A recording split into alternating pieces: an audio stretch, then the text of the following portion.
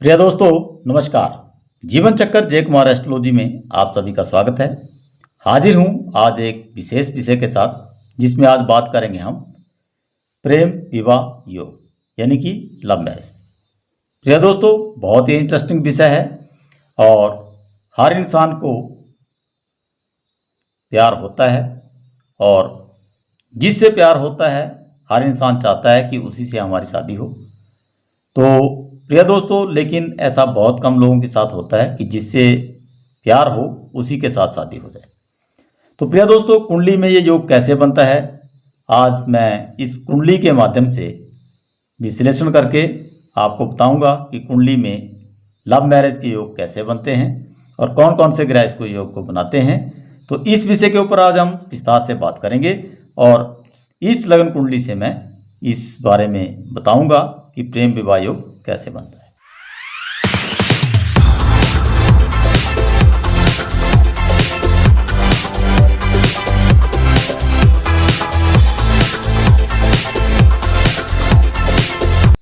तो प्रिय दोस्तों, यहां पर मैंने राशियां लिख दी हैं जो 12 हैं, मेष से लेके मीन राशि तक, और इसके सामने मैंने जो स्वामी ग्रह देव हैं वो लिखे हैं।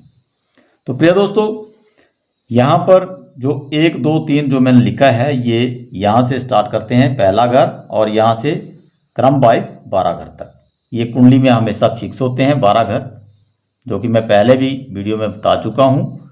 और यहाँ पर जो मैंने राउंड में अंक लिखे हैं ये है यहाँ पे हम राशियाँ, क्योंकि घर हमेशा कुंडली में फिक्स होते हैं लेकिन राशियाँ इनमें मूव करती हैं, घूमती हैं। तो प्रिय दोस्तों, आज हम 3 नंबर की लगन कुंडली से लव मैरिज योग के विश्लेषण के बारे में बात करेंगे। तो प्रिय दोस्तों, 3 नंबर की जो राशि है वो है मिथुन और इसके स्वामी होते हैं बुध देव। तो प्रिय दोस्तों, अगर पहले घर में 3 है तो नेक्स्ट में 4 5 6 7 8 ऐसे क्रम वाइज राशियां बैठी होंगी, क्योंकि राशियों को हम एक नंबर से और इनके नाम से जानते हैं। तो प्रिय दोस्तों, 3 नंबर की जो यहाँ पे राशि है वो है मिथुन, और यहाँ पर मैंने लिखा है तीसरा घर, 5वां घर, 7वां घर और 11वां घर। ये किस लिए लिखा है? क्योंकि तीसरा घर जो है हमारा होता है पराक्रम का, बहुत ज़्यादा मेहनत का। क्योंकि जब भी लव मैरिज के योग बनते हैं और हम लव मैरिज करना चाहते हैं तो बहुत सी बाधाएं बीच में आती हैं, जिनको दूर करने के लिए इंसान बहुत ज़्यादा मेहनत करता है और उसके बाद रिजल्ट मिलते हैं। तो यहाँ पे पहला घर में यहाँ पे 3 नंबर को कंसीडर करूंगा। तो 3 नंबर का जो घर है इसमें बैठी है 5 नंबर की राशि, और 5 नंबर की राशि है सिंह और इसके स्वामी होते हैं सूर्यदेव। तो प्रिय दोस्तों, यहाँ पे जो तीसरे घर का राशि का जो स्वामी हुआ वो हो गया यहाँ पे सूर्यदेव। और नेक्स्ट 5 नंबर का घर, जिससे हम देखते हैं लव अफेयर्स को, और इसमें जो राशि बैठी है 7 नंबर की राशि बैठी है जो है तुला और इसके स्वामी होते हैं शुक्रदेव। तो प्रिय दोस्तों, यहाँ पे आ जाएंगे शुक्रदेव। 5वें घर में जो राशि बैठी है वो 7 नंबर की राशि बैठी है और 7 नंबर की राशि है तुला और इसके स्वामी होते हैं शुक्रदेव। आगे 7 नंबर का घर यानी कि ये वाला घर जो इसमें राशि बैठी है, इसके स्वामी है ये 9 नंबर की धनु राशि इसमें बैठी है और इसके स्वामी है बृहस्पति देव। तो 7वें घर के जो राशि बैठी है उसके स्वामी हैं यहाँ पे धनु के बृहस्पति देव। और 11 नंबर के घर को भी हम यहाँ पे देखेंगे, क्योंकि इच्छा पूर्ति का घर है। क्योंकि जब भी लव मैरिज करनी होती है तो लव में हमारी इच्छा पूरी होगी या नहीं होगी, तो ये 11 नंबर हाउस भी इसमें बहुत ज़्यादा महत्वपूर्ण भूमिका निभाएगा, क्योंकि इच्छा पूर्ति के लिए हम 11 नंबर के हाउस को देखते हैं। तो 11 नंबर में जो घर है उसमें जो राशि बैठी है वो बैठी है 1 नंबर की, और वो है मेष, और मेष राशि के स्वामी होते हैं यहाँ पे मंगल देव। तो प्रिय दोस्तों, ये तो आप समझ ही गए होंगे कि कौन सी राशि के कौन से स्वामी ग्रह देव होते हैं। ये मैंने यहाँ पे लिखा है, और पैसे भी पहले मैं कई बार इस विषय में हर कुंडली में लगभग मैं बताता हूँ कि कौन सी राशि के स्वामी ग्रह देव कौन से हैं। तो प्रिय दोस्तों, यहाँ पे हमने देखा कि 3 नंबर का जो घर है उसमें जो राशि बैठी है उसके स्वामी है सूर्यदेव, और 5 नंबर का जो घर है उसमें 7 नंबर की राशि बैठी है तो उसके स्वामी है शुक्रदेव।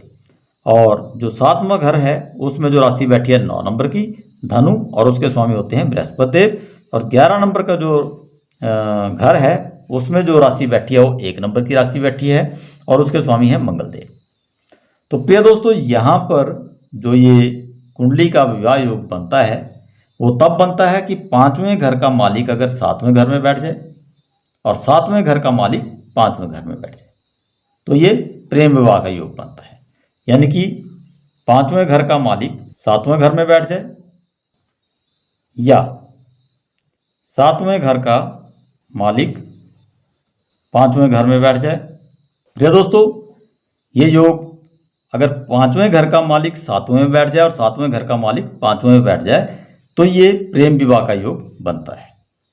तो यहाँ पर 5वें घर का मालिक हुए यहाँ पे 7 नंबर की राशि के स्वामी शुक्रदेव, ठीक है। और यहाँ पे 9 नंबर की राशि बैठी है, इसके स्वामी हुए यहाँ पे बृहस्पति देव।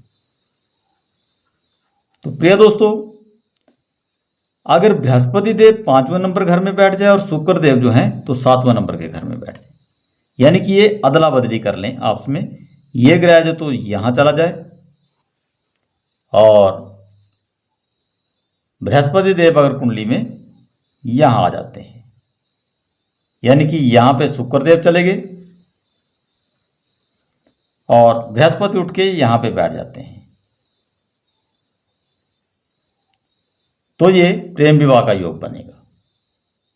तो प्रिय दोस्तों, आपने देखा कि प्रेम विवाह योग कैसे बना। 5वें घर का मालिक 7वें घर में बैठ जाए या फिर 7वें घर का मालिक 5वें घर में, यानी कि दोनों आपस में अदला बदली कर लें तो ये प्रेम विवाह योग बनेगा।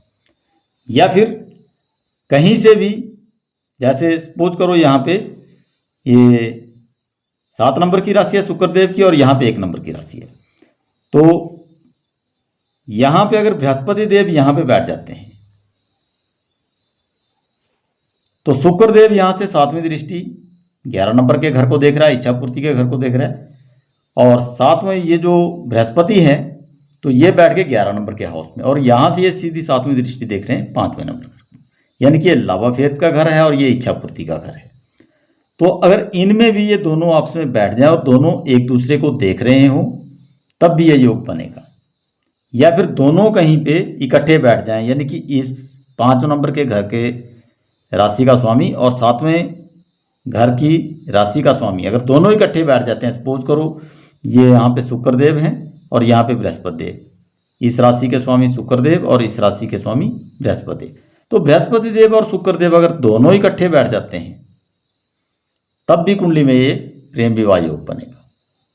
अब डिग्री देखना बहुत जरूरी है। अगर डिग्री वाइज कमज़ोर हैं, डिग्रियां कम हैं, तो फिर विवाह होने के चांसेस भी कम रहेंगे। अगर डिग्री वाइज अच्छे हैं तो विवाह हो जाएगा। या फिर शनिदेव कहीं से सीधी दृष्टि मंगल देव को या फिर बृहस्पति देव को देख रहा हो तब भी ये प्रेम विवाह योग बनता है। पोज करो यहाँ पे बृहस्पति और शुक्रदेव बैठे हैं और यहाँ पर ही शनिदेव बैठ जाते हैं इस नंबर घर में, तो यहाँ से सीधी 7वीं दृष्टि जो है तो शनिदेव बृहस्पति और शुक्र को देख रहे हैं। या फिर इस घर में मंगल देव बैठ जाएं तो शनिदेव की सीधी दृष्टि मंगल देव पे पड़ेगी, तब भी ये प्रेम विवाह के योग बनेंगे। या फिर शनि बृहस्पति को देख रहा हो सीधी 7वीं दृष्टि से, यानी कि सीधी दृष्टि से, तो तब भी ये प्रेम विवाह के योग बनेंगे। ऐसे जातकों का प्रेम विवाह योग होगा, यानी कि उनकी शादी हो जाएगी। तो दृष्टि अगर शनि सीधी दृष्टि शनिदेव मंगल या बृहस्पति देव को, इनको अगर शनि की सीधी दृष्टि मंगल पर पड़े या बृहस्पति पे पड़ रही हो तब भी कुंडली में ये प्रेम विवाह योग बनता है। या फिर 5वें घर का मालिक और 7वें घर का मालिक कुंडली में किसी भी घर में इकट्ठे होकर बैठे हैं, युति बनाकर बैठे हैं, तब भी प्रेम विवाह योग बनेगा। तो प्रिय दोस्तों, आर्थिक स्थिति, इससे क्या मतलब है? आर्थिक स्थिति से मतलब है अगर आर्थिक स्थिति आपकी मजबूत है तो प्रेम विवाह के योग के चांसेस ज़्यादा बन जाते हैं, क्योंकि जब भी प्रेम विवाह योग बनता है तो प्रेम विवाह योग में पैसों की बहुत ज़्यादा ज़रूरत पड़ती है, क्योंकि कई बार घर वाले सहमत होते हैं, कई बार नहीं होते हैं। जब नहीं होते हैं तो इंसान को सभी अरेंजमेंट स्वयं को ही करने पड़ते हैं, इसलिए आर्थिक स्थिति भी इसमें बहुत ज़्यादा महत्वपूर्ण भूमिका निभाती है।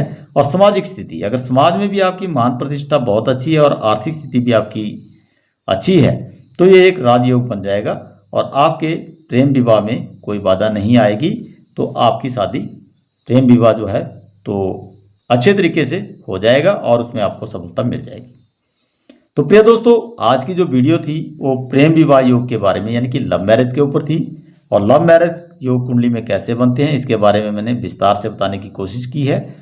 तो प्रिय दोस्तों, अगर आप नए हैं और जीवन चक्कर जय कुमार एस्ट्रोलॉजी पर मेरी वीडियो को पहली बार देख रहे हैं तो जीवन चक्कर जय कुमार एस्ट्रोलॉजी यूट्यूब चैनल को आप सब्सक्राइब कर लें, बेल आइकॉन को ऑल पे प्रेस कर लें, ताकि जब भी मैं अपने यूट्यूब चैनल पर अगली वीडियो अपलोड करूं तो उसकी नोटिफिकेशन आपको पहले मिल सके।